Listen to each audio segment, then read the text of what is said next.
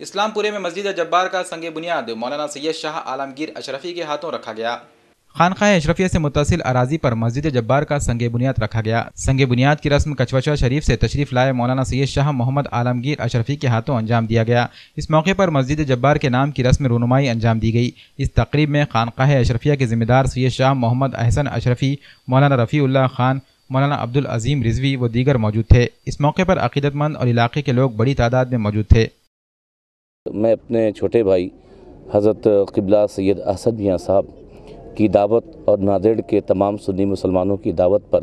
یہاں پر آج جشن مخدوم اشرف کے سلسلے میں میری حاضری ہوئی، تو وہاں پہ حاضری ہونے سے پہلے مسجد جبار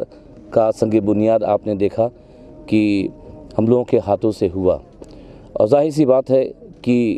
اللہ تبارک تعالیٰ نے انسان کو اپنی بندگی کے لیے پیدا کیا ہے، تو اگر ہم اپنے لیے مکان بنا لیتے ہیں،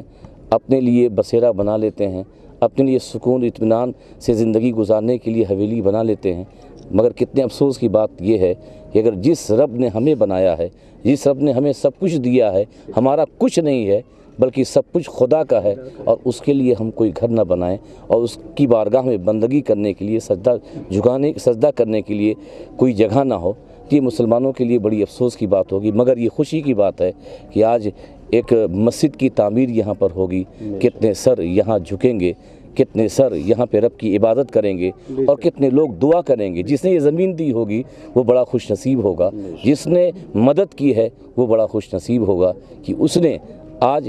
نادیڑ کی سرزمین کے ایک خاص حصے میں